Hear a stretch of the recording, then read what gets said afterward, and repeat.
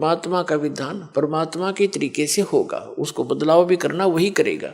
उसने तरीका बता दिया है कि परम संत की शरण में आकर के सतभक्ति करने वाले के फिर सभी पाप प्रारब्ध के पाप कर्म भी नाश हो जाया करते हैं। अब कोई कहता है कि प्रारब्ध में जो लिखा है वो तो आपने भोगना ही पड़ेगा।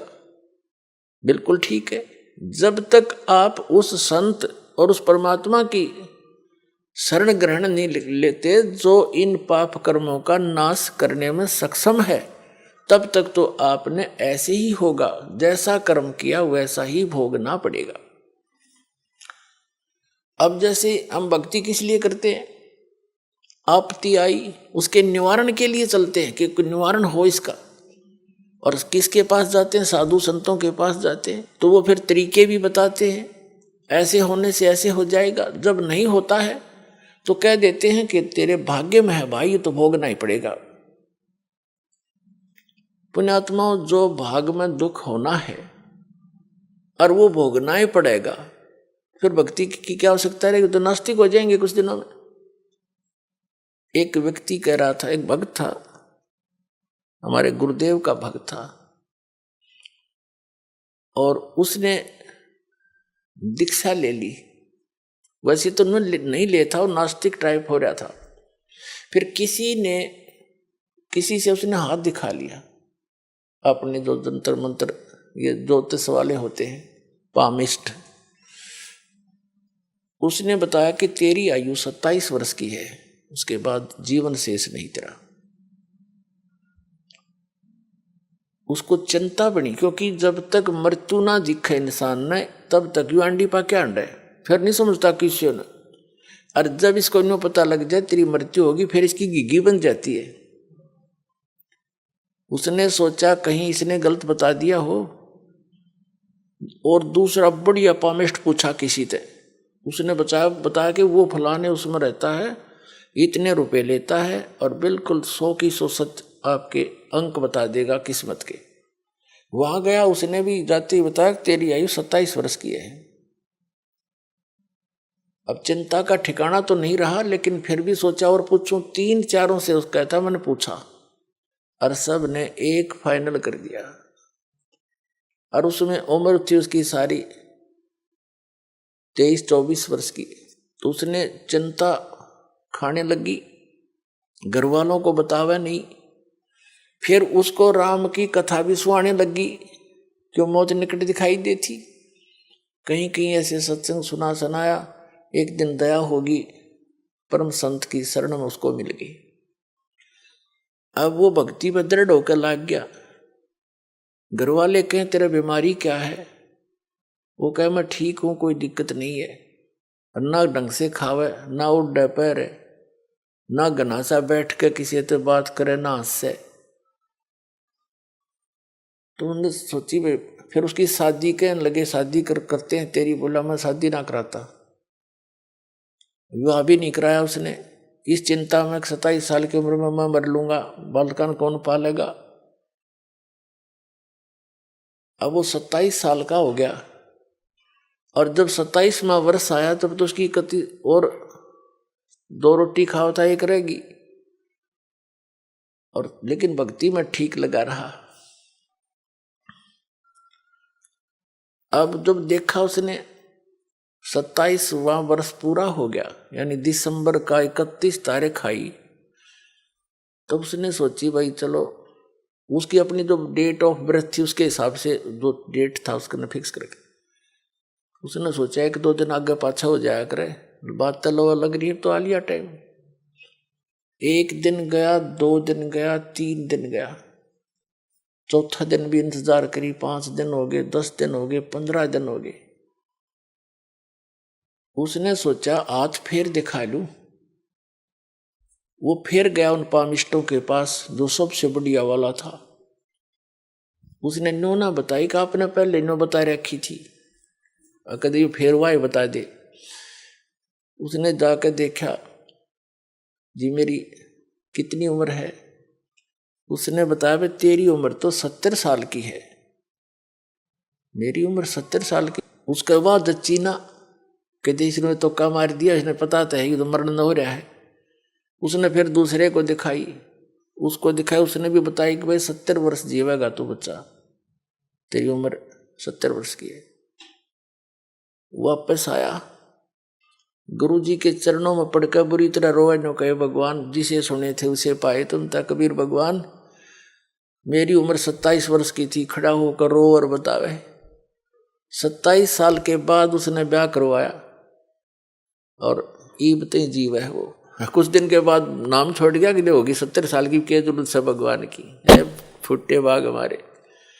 तो पुण्यात्माओं, परमात्मा कहते हैं दुख में सुमन सब करें, सुख में करे ना कोई, और जय सुख में सुमन करे दुख काहे को होए। अब सुख हो गया तो वो भगवान छोड़ गया।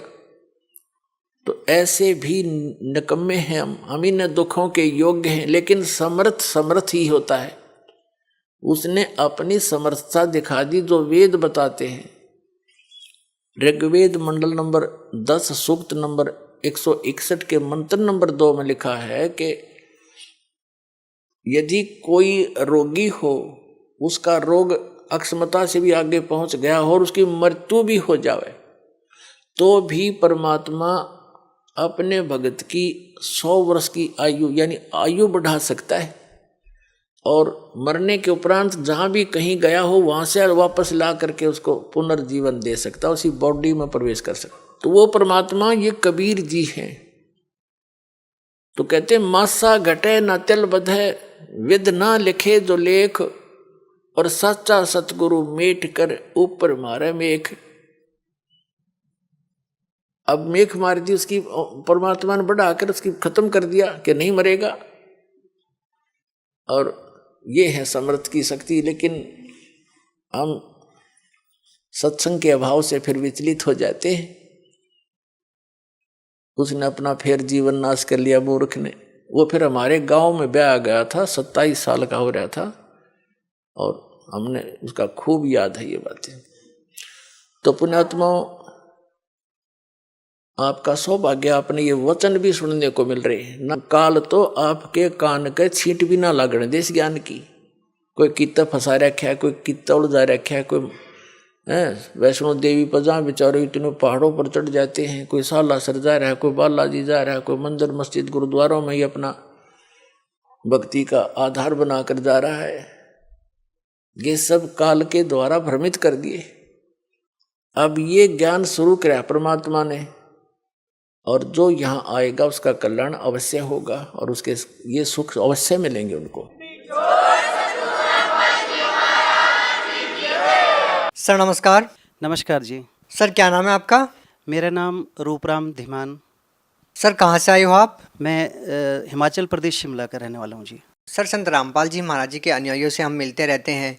वो बताते हैं कि उनको बहुत सारे लाभ मिले हैं, शारीरिक, मानसिक, आध्यात्मिक। आपको संत रामपाल जी महाराज जी से नाम दीक्षा लेने के बाद क्या लाभ मिले? सर सबसे पहला लाभ तो मैं ये कहूँगा कि हमें सही भक्ति मार्ग मिला, और सत साधना मिली, और सच्चे गुरु मिले, सच्चा नाम मिला, आध्यात्मिक लाभ मिला, और मानसिक शांति मिली। इससे बड़ा लाभ और कोई हो नहीं सकता। बाकी छोटे मोटे लाभ तो हम हर रोज़, हमें परमात्मा को हम महसूस करता हूँ, मैं हर वक्त अपने साथ महसूस करता हूँ, और जो भी मतलब ऐसी अब स्थिति आ गई है जो हम सोचते हैं वो होने लग जाता है। और परमात्मा ने सारे सुख दिए हैं हमें, आर्थिक, भौतिक, सारे सुख जो हैं। हमारी आर्थिक स्थिति भी बड़ी अच्छी हो गई है, बच्चों की भी आर्थिक स्थिति मेरी अच्छी हो गई है, कोई चिंता की बात नहीं है।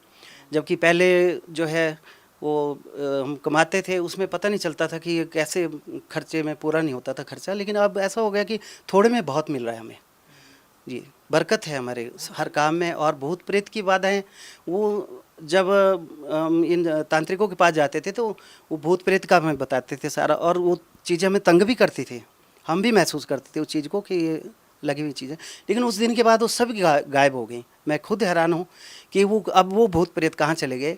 अब वो देवताओं की जो समस्याएं, बाधाएं थी, वो कहाँ चली गई। और जो ग्रह में हमारे दोष लिखे थे कुंडली में, वो कहाँ चले गए। अब वो ऐसा हमारे साथ कुछ नहीं हो रहा जैसा कि लोग बताते हैं कि आपके साथ ये होने वाला है, कुंडली में ये लिखा हुआ है, वो है। ये अब ऐसा कुछ नहीं हो रहा उसके बाद, जब से हमने नाम दीक्षा ली है मेरा जो छोटा बेटा है वो चंडीगढ़ में जॉब करता है, तो वो अक्सर बीमार रहता था, उसको बुखार हो जाता था, बार बार टाइफाइड हो जाता था। तो कई बार हुआ उसको टाइफाइड, तो हम उसको शिमला लाना पड़ता था। चंडीगढ़ में भी ठीक नहीं होता था, दवाइयों से ठीक नहीं होता था, तो हम यहाँ उसको ले आते थे, शिमला में दिखाते थे। उसके बाद जब से संत रामपाल जी महाराज जी की शरण में गए हैं, तब से उनको वो बुखार की शिकायत नहीं हुई, उसको ठीक रहता है। सर, मैं आपको और बताना चाहता हूँ, मेरा जो बड़ा बेटा है वो गाड़ियों का, उसका गाड़ी चलाता है, वो गाड़ियाँ रखी है। तो एक दिन वो चंबा जा रहा था, तो पहाड़ी रास्ता था और एक तरफ को खाई है पहाड़ों का, आपको पता ही है कि कितने वहाँ खाइयाँ हैं और कितने खतरनाक रास्ता होता है। तो जैसे वो गाड़ी का एकदम से टायर निकला, 80 की स्पीड में गाड़ी जा रही थी, तो पलट भी सकती थी गाड़ी, कुछ भी हो सकता था, खाई में भी गिर सकती थी, लेकिन सतगुरु रामपाल जी महाराज की दया से वो गाड़ी एकदम से रुक गई वहीं पर, और बीच में एकदम से गाड़ी रुक गई सड़क के बीच में, और बच्चे को, उसको कुछ भी नहीं हुआ। एकदम से उसको लगा कि क्या हुआ, पता भी नहीं चला उसको कि क्या हुआ, और टायर जो है दूर जाके गिरा। और संत रामपाल जी महाराज जी की दया से मेरा बेटा बिल्कुल सुरक्षित रहा। बहुत बहुत धन्यवाद जी। सत साहिब।